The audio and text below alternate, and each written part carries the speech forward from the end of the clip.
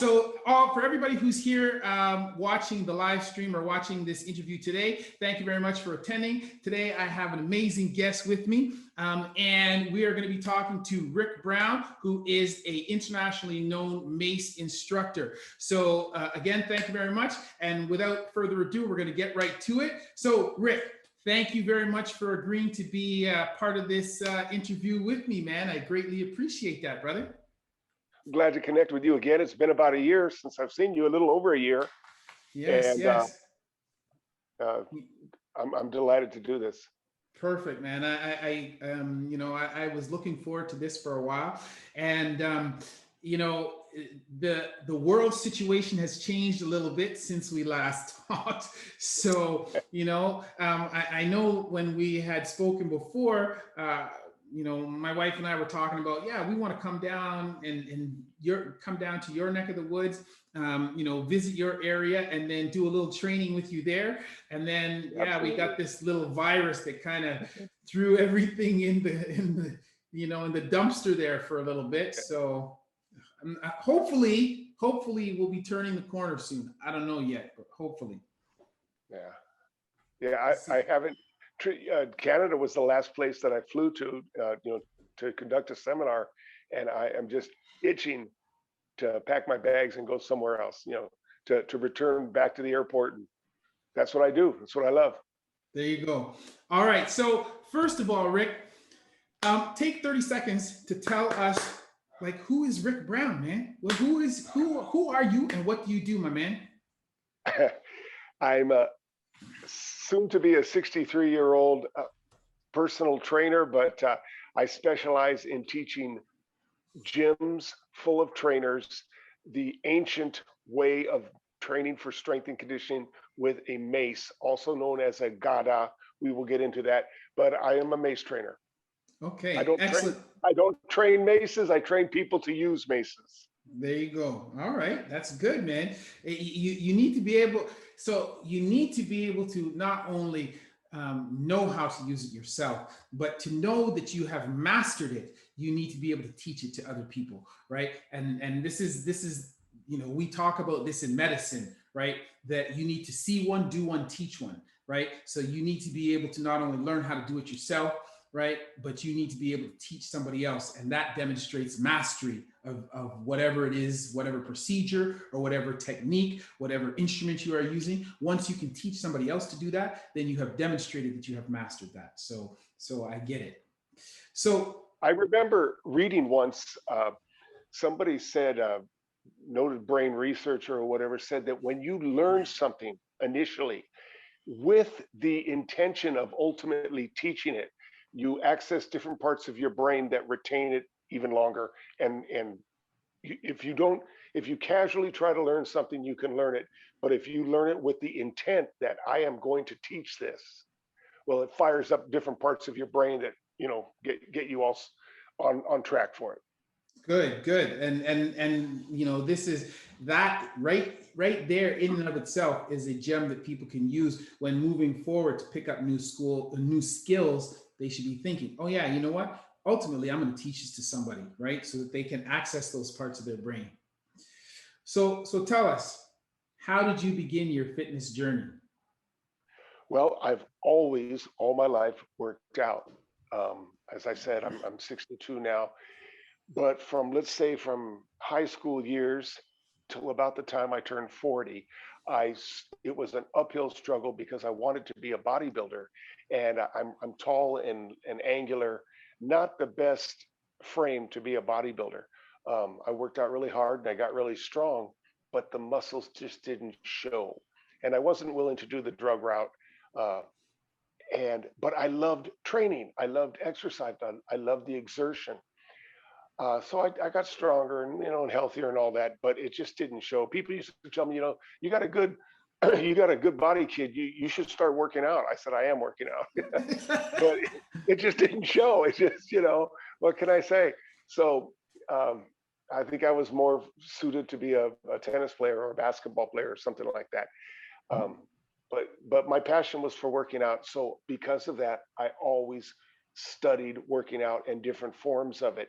And with the advent of the internet, I became aware of unconventional types of training. And I found out around just after the Y2K era, I found out about kettlebells, and it looked rustic and it looked unique.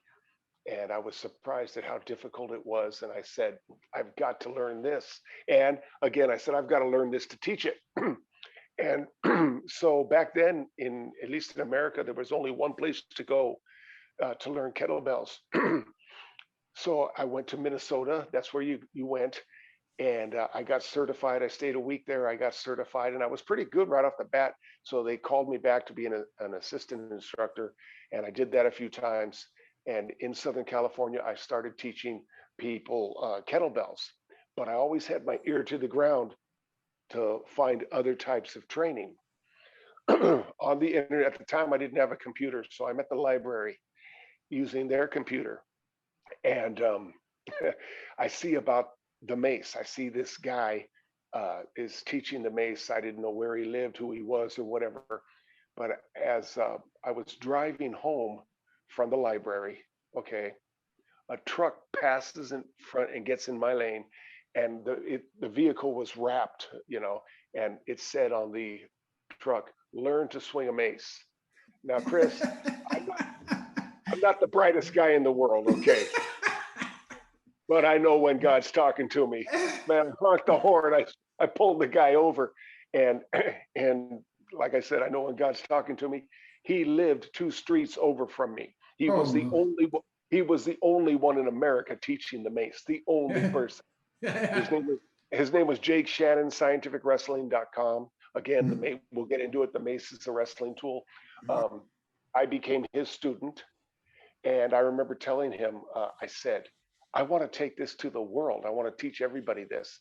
And he told me honestly, he said, I just don't think there's a market for it. But I was just starting to learn about the internet. And I said, don't worry about that. I will make it popular. I will make it my mission in life to popularize the mace. And here we are. Yes. So, well, tell me. So, So, you meet this guy, and like talk about serendipity, right? Like this truck in front of you, and he lives 2 blocks from you, right? So you meet Yeah. this guy now. Why though? Like, what was it about the mace that made you say, "Aha, this is it, man. I am going to use this device, and this is what I'm going to bring to people." It took advantage of leverage. The mace is offloaded. All the weight is on one side. If you've never seen a mace before, imagine a barbell. Take all the weights off one side, keep them on the other side. Now you have a crude mace. And it was more than just linear lifting up and down. It was circular. It wasn't easy to master. I like that. I like the fact that it's you can't just walk in and be an expert. Although today some people think they are, but it takes a little bit of time, and it's very crisp, very humbling.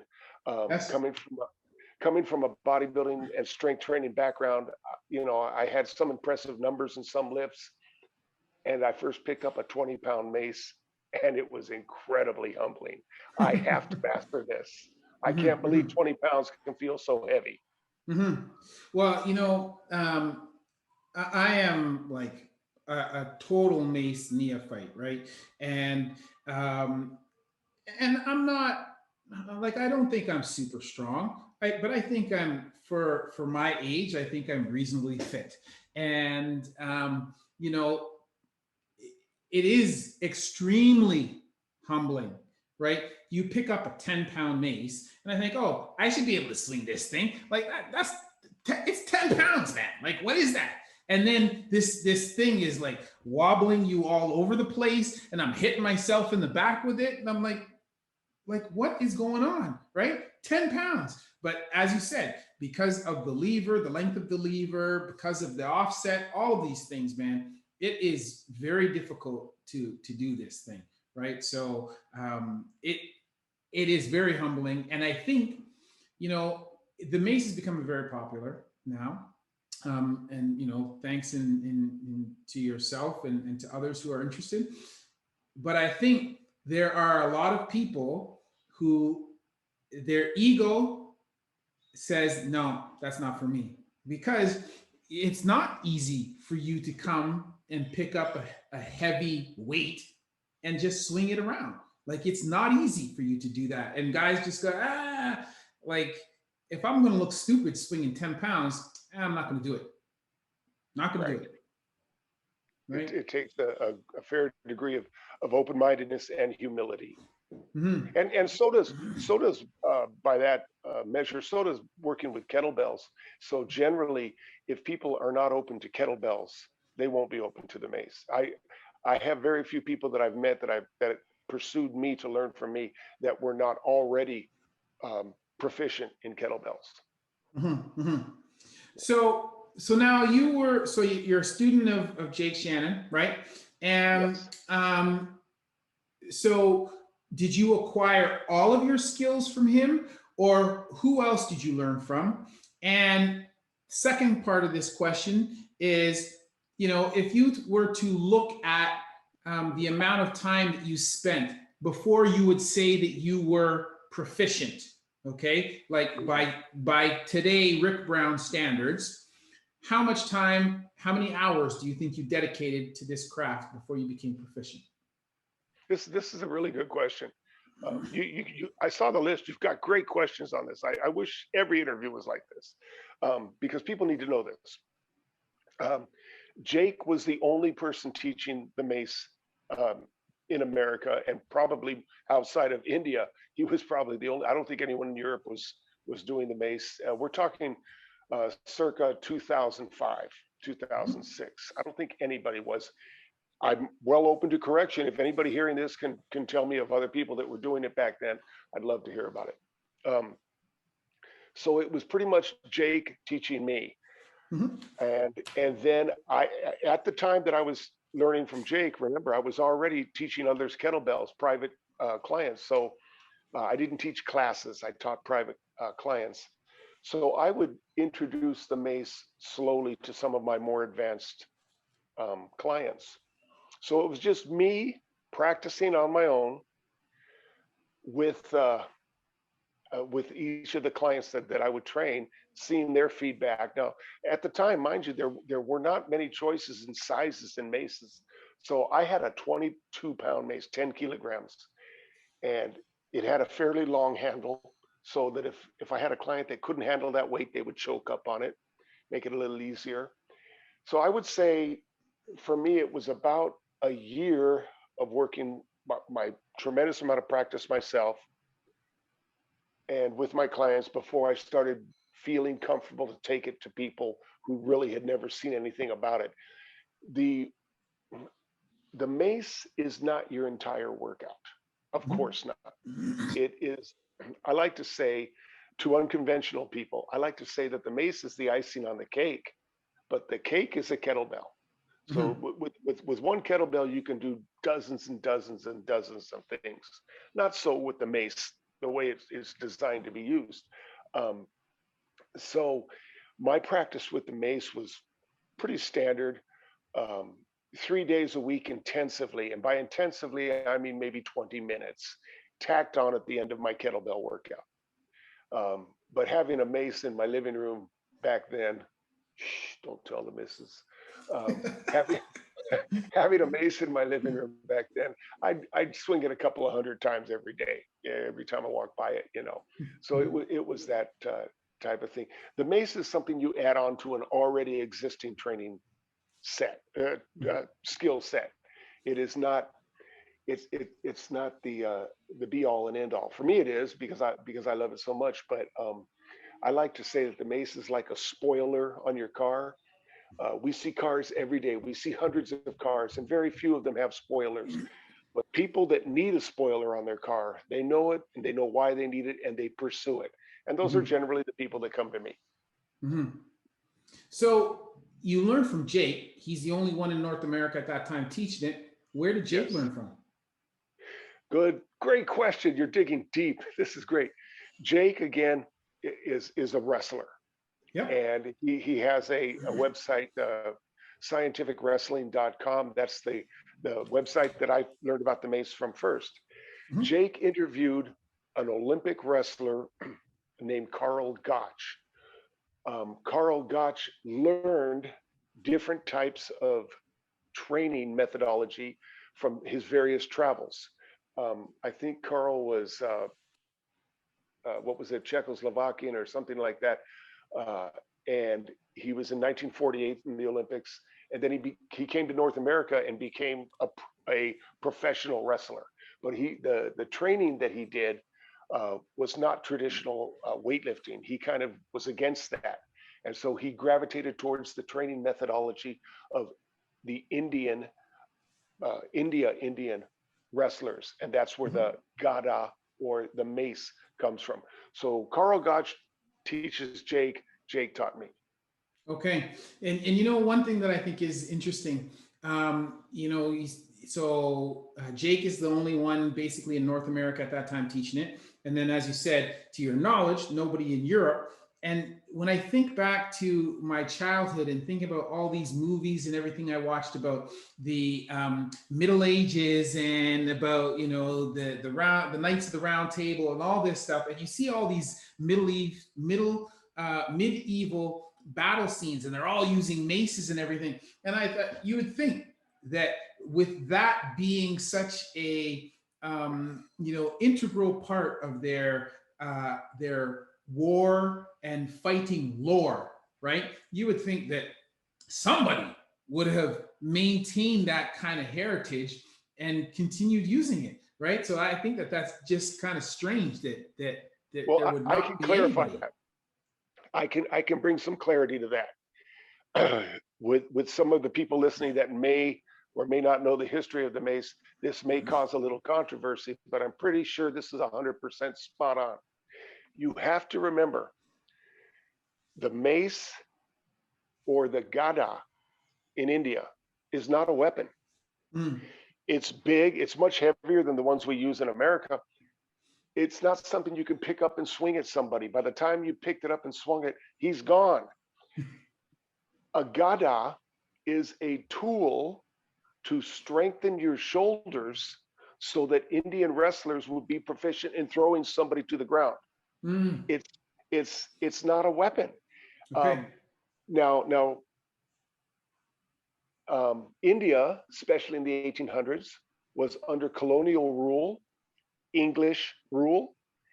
The English saw the gada, and a 4 foot long gada is similar in appearance to what the English knew as a mace, a Mm. real mace. And I have one somewhere here. I should bring it and show you. But a real mace is about 1.5 feet long and weighs about a pound. It's steel and it can crush a helmet. That's a weapon. A mace originally is a weapon. A gada is not a weapon. But because the gada is shaped just like a mace, the English said, "Oh, that's a mace." Okay. Yeah. So that's why. Okay, I know I incurred the wrath of some of my old friends when they found out I was traveling the world teaching weapons. And Rik, you're a peace-loving man. Why are you teaching weapons? I'm not teaching weapons. I'm teaching exercise. Okay, no one's ever going to get beat up with one of my maces. Okay. All right. I get people strong shoulders. I don't teach them to be violent. Some of the people that take my courses, they may be involved in MMA and stuff like that. But like I say, I put gas in your car. How you want to drive it is your business. Okay? Exactly. I'm not telling you to go speed down the highway at top speed. Right. If you do it, that's your business. Yeah. There you go. So now you mentioned that the two of the things that you most use are the kettlebells and the mace. Are there any other apparatuses or pieces of equipment that you are familiar with and that you use during your training? Yes. Two other items. One of them's older than the mace, or about the same age. And mind you, the mace is about 1,000 years old, and the other one's relatively new. But I find that when you lump what I do, it's not linear strength like I used to be. I seem to favor things that are circular, and the term circular strength and centrifugal strength training are already trademarked, so I can't use those. So I use the acronym of FROST, Full Range Orbital Strength Training. The other two items that I make great use of are what they call Indian clubs, which are from 1 to 3 to 5 pounds, and one in each hand. And then there's something that's much newer on the scene, uh, and it's started in Bulgaria. It's the shape of a huge croissant, Mhm. commonly called Bulgarian Bags, Yes. and uh, and that started because in Bulgaria, again, it's a wrestler's tool. When they would wrestle in a tournament, the winner would get a goat, and he'd pick up the goat and he'd carry it home. And so the Bulgarian bag is shaped like that big goat, and they swing it around and swing it around. And I've taken training in the Bulgarian bag, and I've taken training in the Indian clubs, and of course kettlebells. Um, and I love them all, but not like the mace. The mace is number one for me. Giddy up. Now, one of the things that I think is interesting, you mentioned briefly there, talking about linear strength. And when you talk to people about strength training, the average person, right, what they think about is linear strength. I'm going to pick up a barbell, pick up a dumbbell, and I'm going to push it in some straight direction, and I'm going to do that. But then those same people are going to work on core training separately, right? And they're going to, I'm going to go do a million crunches. I'm going to do this. I'm going to do whatever, a bazillion sit-ups and all of this kind of stuff. And when you think about circular strength, right? Or the frost training, right? You think about this and think about what you need to have in order to utilize circular strength. What do you need to have? You need to have core strength, right? And it's not like you're sitting there going, oh, I'm going to do 50 crunches. Blah, blah, blah. No, you are working this concurrently at the same time that you are working the shoulder and the upper body strength. Because if you don't, as I said to you, I'm wobbling all over the place. And it's, some of it is obviously proprioception and learning the pattern, learning when to contract, when to relax, what to move, and in what order. But a large part of it is core stability, right? And you don't necessarily need to specifically train core stability when you start to add circular, right, and circumferential movements to your workout or your training. That's absolutely right. Um, Most people train their core so that they will be proficient in doing a circular movement of some type, throwing a baseball, throwing a discus or something like that. So with the mace, you're getting a lot of that circular training. You're getting a lot of that core activation because it takes a strong core to do it. Yes, yes. Okay, now I'm not sure if your wife is there, so I don't want to get you into trouble. I want to She's in ask. the other room. She's in the other room. Okay, okay. Well, so I'm going to ask you, how many different maces do you own? Okay, that's no problem. Right now, and nobody needs to, there's people that own more than me, but right now, I just got a really nice one. I might even bring it over here and show you. I have 27 right now. Okay. Yeah. Uh, Wow. some of them I don't always use. In fact, one of the latest ones I got, I will probably never use. It's just so beautiful. I want to hang it on the wall. And what's interesting, that might sound crazy. The city I lived in when I first learned the mace was an oceanside city, Dana Point, California. Many surfers in that city, and many of those surfers. I'm not a surfer, but many of those surfers would have ornamental surfboards on their wall. And I thought, well, hey, this is their life. Well, the mace is my Yep. life. Yep. I just got a really, really nice mace made out of beautiful wood. And it's just varnished and shined. And it's just, yeah, that's going on the wall. Maybe not in this room, it's my living room, but, but somewhere. I have 27. Uh, some of the maces I have can be filled with water. Yes. There's a company there's a company in California called Hydro Mace, and you can buy it and adjust the size by how much water you put in there. So if you're proficient with it empty, you start adding a little bit of water, and it's a whole different meat. Not only is it heavier, but the water sloshes. So Yes. that slosh factor is a whole different thing. Um, uh, and then there's a company in Florida called ADX Mace. The ADX stands for adjustable, and the components, each one of them 5 pounds, unscrews from the mace. So you start with a certain one, you add more maces, more components as your strength and performance level improves. So I Mhm. have 27 right now, but Okay. I'm Well, famous. which I'm famous. I'm known in the mace circles as being a guy who gives away maces. So when you and your wife come to California, you will leave with a mace. oh my I goodness. can't say mace of your choice because some of my ones I can't let go of, but I'm sure I've got one that you can go home with. Yes. Oh, that would be amazing, man. Well, so tell me, which one is your favorite to swing? Okay, Okay. not your most difficult, but which one is your most favorite and why? 99% of the time I will use an ADX mace Mhm. because I quit, no, doesn't takes no tools. I can just adjust it to what I want. That's the one I keep in my car because if I'm driving down the road and I see somebody who absolutely is screaming at me to teach them the mace, and that happens, uh, I can, with one ADX mace, I can train an old lady because it goes down to 7 pounds, Mhm. or I can train a pretty healthy college football player because it goes up to 30 pounds. So one unit, and it does a lot of people and anyone in between. Mhm. That is the one I use 99% of the time. Okay. So then, which is your most difficult mace to swing and why? A custom mace that was made for me and given to me. It weighs only, and it sounds like a lot, but it's really not that much. Weighs 33 pounds, but Mhm. it was made from, it looks like a ship chain, anchor chain, cut in half. So it looks like a sickle, and it's the most unbalanced thing you'll ever pick up. That's my most difficult.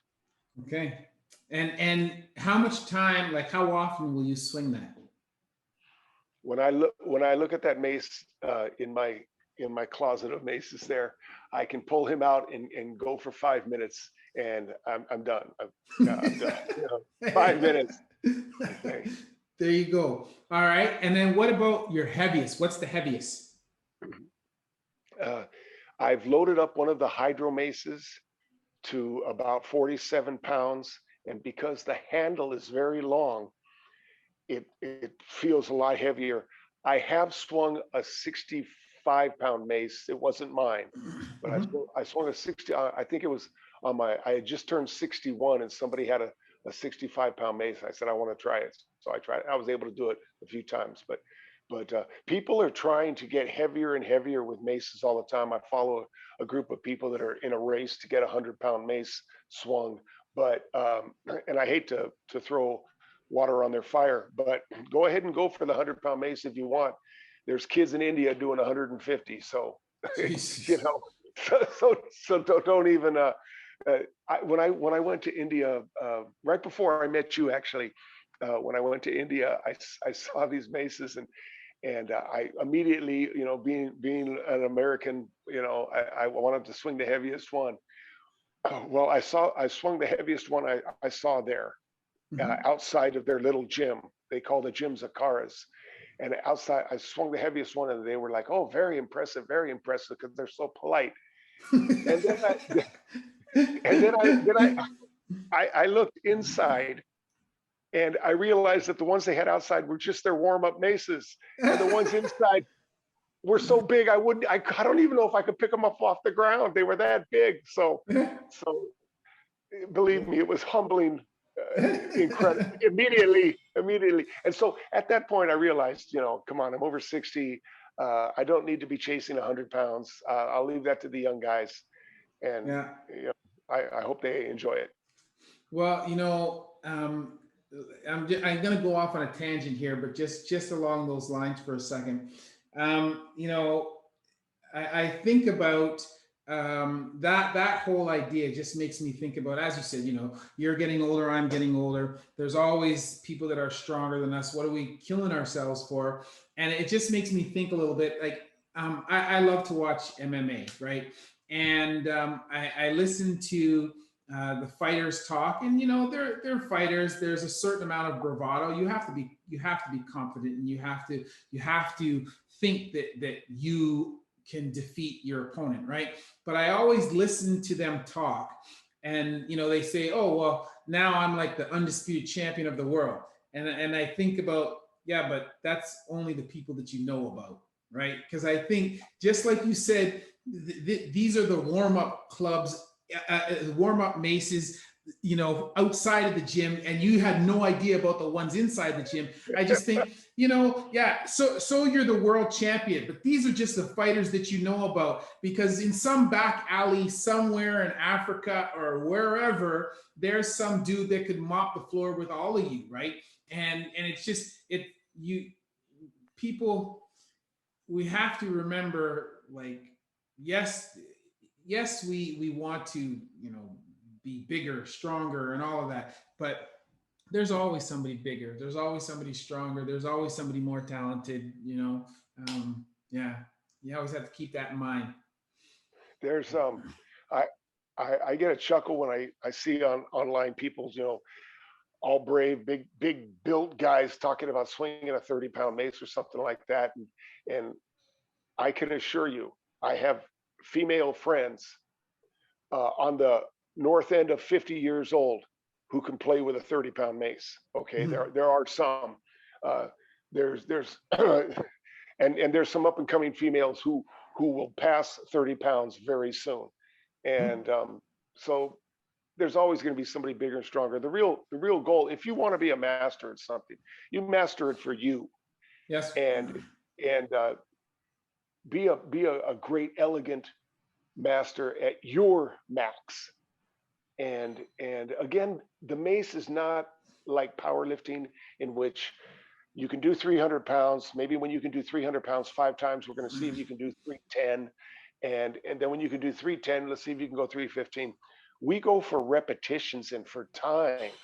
And Mhm. I am much more interested in what I can do for 100 or 200 repetitions and maintain a conversation while I'm doing it, because that shows that I'm using it. I'm not enduring a 10-second rep or something like that, Mhm. or I, I'm I'm I'm actually making use of it. Most of the things I lift in my life are things I can pick up and carry and walk with. If Mhm. something's too heavy for me to pick it up, I will ask for help, or I'll do it with a machine. Um, Mhm. so the mace is a working avenue of resistance. It's something that ideally should be done for hundreds of repetitions. Mhm. Well, about an hour or two before this, I was speaking with another trainer. I've spoken to him on the podcast before, and we were talking about him coming on again, and we were just kind of shooting ideas about what topics we want to discuss in the upcoming discussion. And he was saying to me, he's a calisthenics guy, and he was saying, what I want to talk about. One of the things I want to talk about is numbers. Everybody's hung up on the numbers, right? They in his particular case, he does a lot of he'll do a lot of burpees, push-ups, and pull-ups, that kind of thing. And he is a machine, so he could go forever. He'll do one workout and he'll do 1,000 burpees. But he said people are trying to chase this number, and he said, like, I want people to understand that the numbers are not important. What's important is the movement, the quality of the movement, and over time, as you improve with your quality, after you've been doing it for a while, your endurance will build, your efficiency will improve, and so your numbers will go up, not because you've become a beast. Your numbers will become up because you have become very proficient with the movement of that apparatus. And so before it, it took you, and I'm just throwing out random numbers here, but let's say, for example, to swing a mace, if you were to break it down into individual movements, when you first learn, it might be 8 movements to swing a mace. But as you become proficient, you learn how to you learn how to commingle movements. You learn how to not cut corners, but just save time and do things more effectively. And so then instead of it being 8 individual movements, it becomes 4 individual movements. And you can do those movements more quickly and you can do them more fluidly and you become smoother. So then all of a sudden your overall number of swings goes up, right? Your length of time that you can swing goes up. And it's not because you're necessarily becoming a beast or because you were chasing a number. It's just because you became better and more proficient. And so I think that's something that's important to stress, that it should be about mastery, movement mastery. And we talked about this a little bit after your session at our place, and how we were just talking about people need to just get away from this idea. And again, it's an ego thing, right? I'm gonna lift 300 pounds, I'm gonna lift this. I have to talk myself out of that sometime to say, okay, but like what is the point, and why am I doing that, and what is the quality of that movement? Unless I am competing, right? Like, why am I going to do my max squat? Like, what am I hoping to achieve with that? Because I'm not going to lift that, as you said, day-to-day life. I'm not lifting that. If I needed to lift something that heavy, I'm asking for help, or as you said, lifting it with a machine. But if I can instead take time to work on the quality of my movement, right? Work on the quality of the squat to make sure that the weight is balanced. I have a nice upright spine. I make sure that I have good glute activation. I am pressing through the entirety of my foot, not through the balls, not through the heels. Make sure that I have nice, good activated back. All of these things, that's important, right? And over time, with me doing the squat or whatever movement it is, I'll become better. I'll lift more because I've just become more proficient at it, right? More efficient.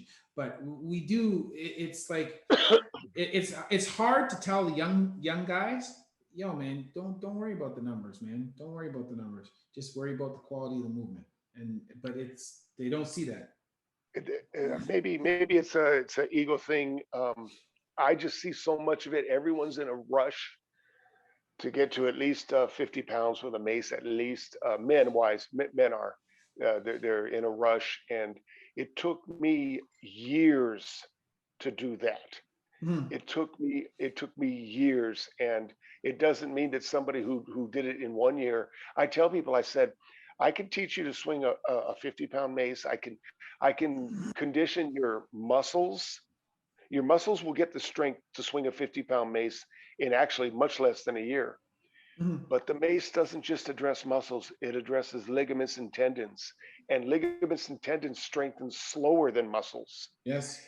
So you have to spend a long time with 10 pounds. I tell people the reason I can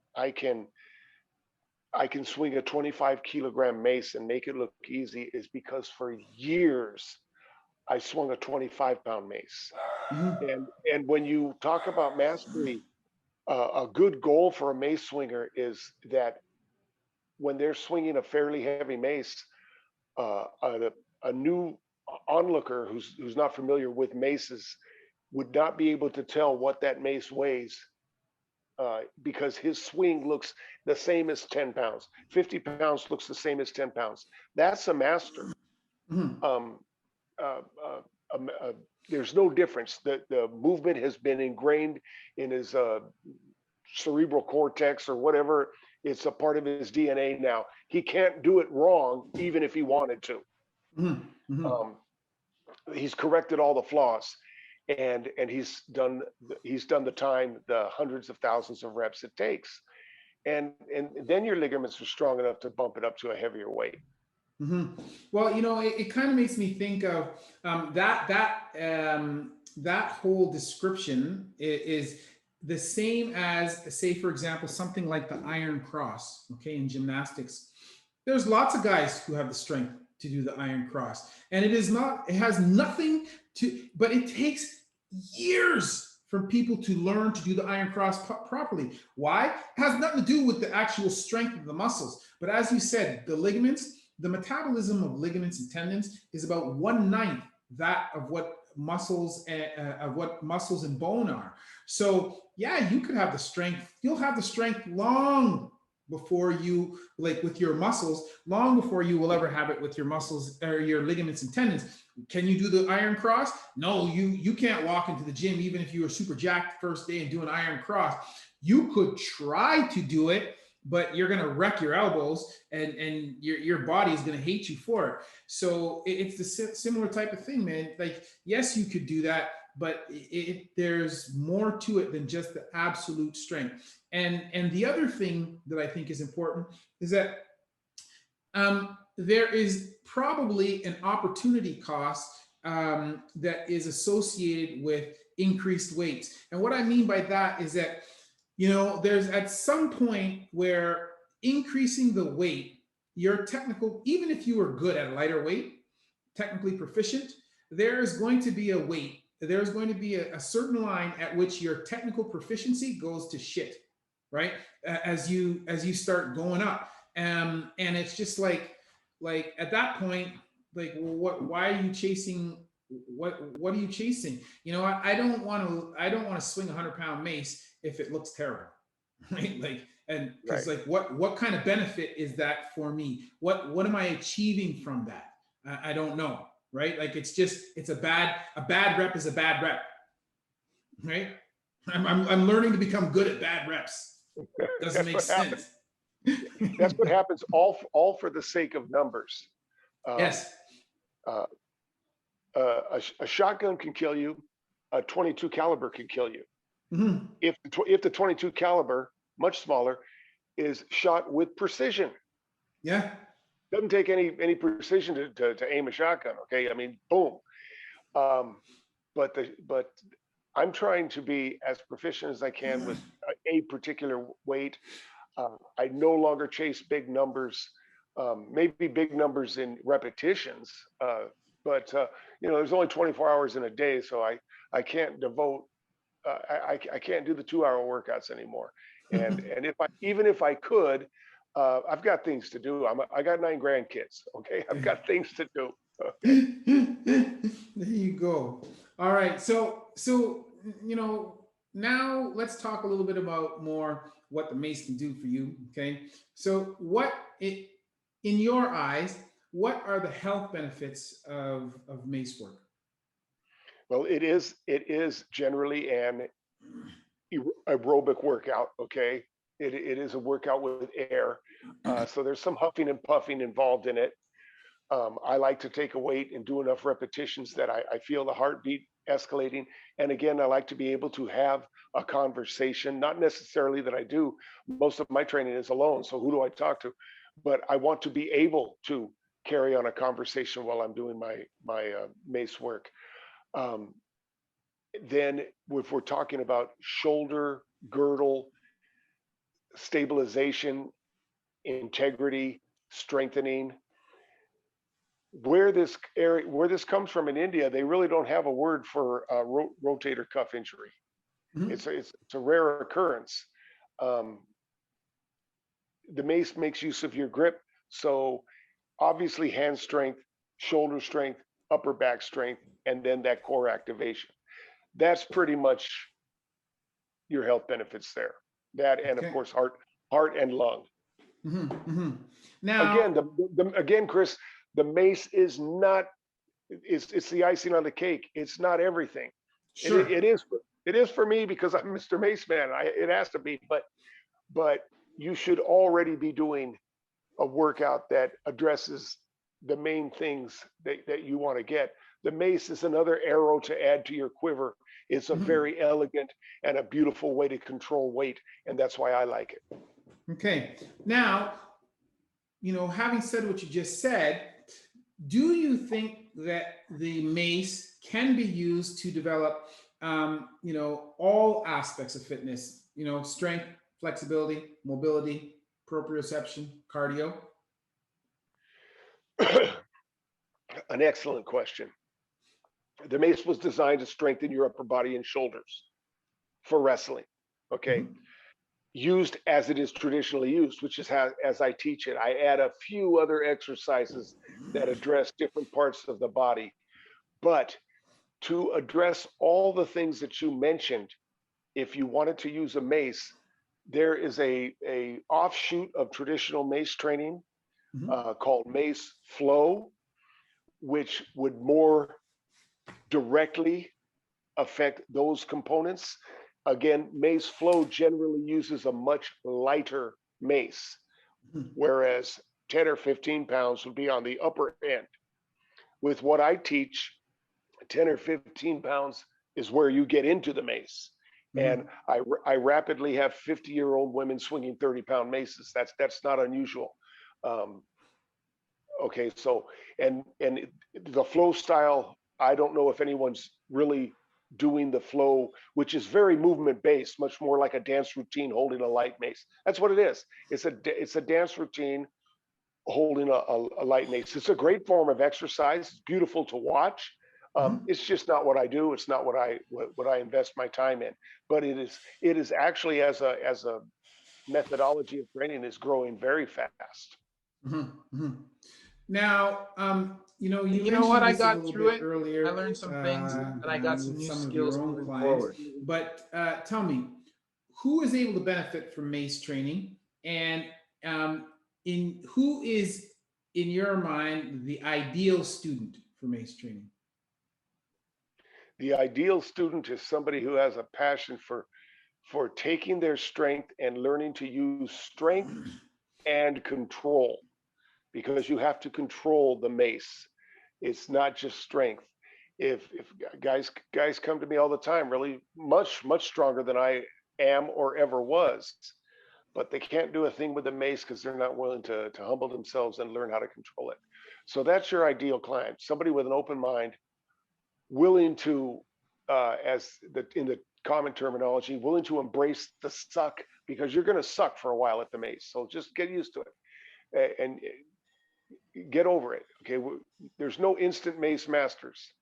Um, but the other part of your question was who it was who again. who who Refresh me. who is yeah who is able to benefit from MACE training? Oh, anybody who wants greater integrity to their shoulder, anyone who is afraid of possible rotor cuff injury, any kind of an athlete that is involved in any kind of grappling sport, wrestling, sambo, jujitsu. I went through dozens of clients like that. The mace is beautiful for them. Um, women who women who want to wear a backless dress because the trapezius will get. That's what they tell me. They love the way it works their trapezius, and uh, so, and believe me, the numbers of women coming to the mace are far outdistancing the numbers of men. It is rapidly becoming a feminine, and I predicted this years ago. Uh, Women are flocking to the mace. Why do you think that is? Maybe they were intimidated by the traditional gym mentality, um, gym atmosphere, also because the mace you can take to a park and train. You know, Mhm. Mhm. you can, I and the flowing movements of the mace too. I think that's why a lot of them like it. So. Okay. So when you're training students, what are your goals for students when you're coaching them? My goals for them is to get absolute control with a particular weight, to learn to do it safely. And there's a lot of interaction between me verbally with them. I want them to know certain specific cues, certain ways to correct technique flaws. So there's a definite interaction. Mhm. My, All my right. goal is my goal is to get them to improve their performance by greater amount of weight and repetitions, and to make it look easy. All right. So then, what about yourself? What are your goals for yourself for when you're working with maces? Because now you are the master. So where does the master go from here? Okay, first of all, I don't call myself a master. Well, compared I to don't. most everybody else, you are. Well, thank you, and I'm humbled by that. But I've got a long way to go. Remember, I have been to India. I've met the masters. Okay, and by the way, they're very grateful to me for increasing the popularity of the mace. But I, I've got a long way to go. My goals for me, I'm almost 63. I would like to be swinging the same weight I'm swinging right now when I'm 75. Mhm. And I would like to ultimately take Maces into the senior citizens homes, because I think this is something that can really apply and help them. And I think that being an older person myself, Mhm. uh, uh, that will give me an in with them. I have trained, incidentally, I have trained two clients with, and each of them only had one leg, and I had one client that had no legs. So the mace can be effectively used from a wheelchair. I teach Mhm. seated and kneeling positions, even to Okay. people who've got full use of their legs. That's part of the course. You've got to be able to do it on your knees and seated flat on the ground. Um, I taught a few people who were deaf. I taught one person who was blind. The blind was obviously the hardest person to teach, Mhm. but he wanted to learn the mace. He really wanted to learn the mace, and he did. Okay. Giddy up. So, one of the things that you mentioned previously was, when we were talking about weights, it's designed to be a functional tool, and you're lifting weights that are comparable to what you do on a day-to-day basis. So, let's get specific about that, and tell me, how do you think Mace skills are transferable to day-to-day living? Do you ever pick something up over your head? Do you ever reach up to a shelf? Remember, some of the mace work that I teach is done with one hand. Okay, so it's both one and two hands. Um, I would say anytime somebody has to engage their core when they stand upright to lift something heavier than normal, heavier than Mhm. they normally have to, mace training will help them. Okay. So, and let's talk about the future now. All right. Um, so you've said that you want to be lifting and you want to be swinging the same weight you are now when you're 75. Okay. So that's your personal future. What are your plans for Mace training over the next 5 years? You said that you want to do some seniors work. What else? Yes, I'd like to take the mace. I've been to 12 countries. Okay, I've been Mhm. blessed to be able to go to 12 countries. I offer an online teaching course, video course that has been sold in about 47 countries at my last count. So there's a lot of countries out there that know who I am, and I need to get to those countries. So I'm, like I said earlier, I'm just itching to travel again. Let's get this COVID thing behind us, and Mm-hmm. let's open up some airports for international travel. Um, uh, I I'm not tired of traveling at all. I'm excited. I want to see more people doing the mace. When I first got into kettlebells, there was only one supplier of kettlebells in the United States, and now you can get them at any department store. And at that time, when I first got into them, people thought it was a fad. Well, I remember when people told me, respected people in the strength training world told me that the mace was a fad, and I didn't let it stop me. I didn't. The criticism never bothered me. Um, Slowly but surely, the mace is becoming popular. It may never be as popular as kettlebells. It may not, but that's okay. That's okay with me. It's going to get a lot more popular. In the next 5 years, my goal is to go to at least 25 different countries that I've never been to before. And then there's some other places I've been, like Canada. I want to go back to, Mm-hmm. because Canada's a pretty beautiful place, even in the snow. And Yeah. so I plan on keeping my bags packed and making use of them. Uh, I do have, again, an online class. I would like to connect with teachers of other modalities to present seminars in which you don't have to spend all your money and just learn the mace. You might learn the mace and the Bulgarian bag. You might learn the mace and kettlebells and the Bulgarian bag. We could have perhaps a 4 or 5 day university of training in which an aspiring trainer who wants to be able to get a lot of skills and get it done in a few days. Mm-hmm. You know, you talk about traveling, and I'm going to go off on a tangent just for a second here. So, with COVID, obviously I'm a medical practitioner. I'm in the hospital day to day, and I see the toll that COVID is taking at a hospital institutional level. You know, nurses being burnt out, our wards are overrun. We're having to shut down on services because we don't have the resources available. And so I see COVID with that lens. But I'm also a gym owner. I'm a business owner, and you know, in my own in Ottawa right now, we have just started again another 30-day lockdown, where you know all the businesses are shut. They're allowing essential services, so our physiotherapy services are allowed to run, but our gym, our fitness side has been closed. And I understand social distancing, mask wearing, hand washing. I understand all of that. I understand the medical impact.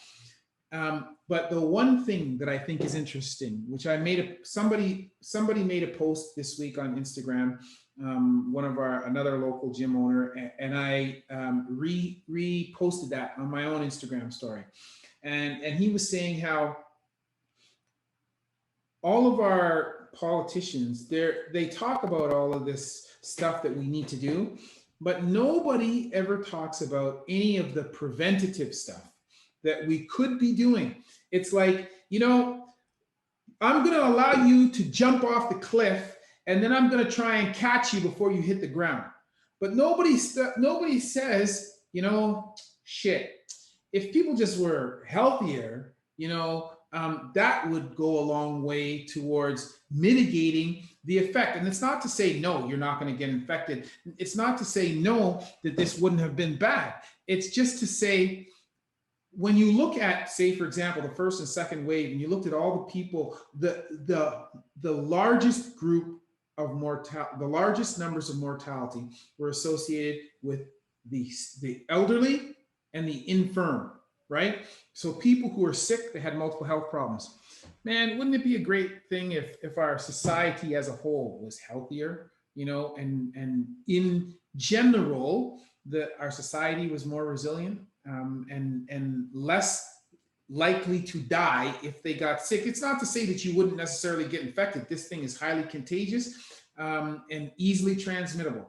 But wouldn't it be great if our society as a whole were healthier and we were more resilient? So if you did get it, you were less likely to die, less likely to be hospitalized. Food for thought, you know. But our politicians, man, they say nothing of this, and it's astounding, you know. And I think because I am both a physician and a, you know, sort of a fitness person, gym owner, I kind of can look at it both from both ways, and it just, to me, it seems it makes sense that we should be talking about this, but yet we're not, you know, and that kind of bothers me. No, it should bother you. Yeah, it's very troublesome, Yeah. and we don't have all the answers. But come on, living healthier is the first answer. Yeah, yeah. It should be the first thing that we're thinking about. So, anyway, so Rik, last question, young man. Thank um, you. no problem, brother. Where can people find you and learn more about Mace training? Well, you mentioned Instagram a lot. I get most people find me through Instagram, um, at Mr. Maceman. I'm also on Facebook, and I use my name, Rik. It's spelled R-I-K, not R-I-C-K, R-I-K Brown, and that's Facebook. And but Instagram is where most people find me, at Mr. Maceman. It's where most people Perfect. get a hold. Perfect. All right. Well, I want to thank you very much, Rik, for participating. I think this was awesome. And you know, we were talking, I wrote down a bunch of notes here, and so I'm going to have to do a part two with you, because Oh, at absolutely. some point, because you know, I want to go through the points that I wrote down, but also, as we talked about beforehand, today we were keeping it relatively light because you know, I want this to be a good intro to people. But you know, the next time I'm going to allow you to, you know, wax technical and start to, you know, take it to That, the next level. Okay, but remember, it's just a mace. It's a stick and a stone. That's the technical. But I'll tell you what we'll do. I'll tell you what. It won't be in my living room. It will be in a studio setting where I'll have 15 or 20 different types of maces, and I'll be able to show you movements and some that are easy, some that are hard, and it'll be a great next level from this interview. Perfect, man. I am looking forward to that. That would be awesome. So, if you want to hear more discussions with more interesting people like Rik, you know where to find me. I'm here usually each week, and you can check me out either on Instagram, Facebook, or on Spotify. And as always, that's been a word from Dr. Chris, and this week, Rik Brown, not your everyday ortho.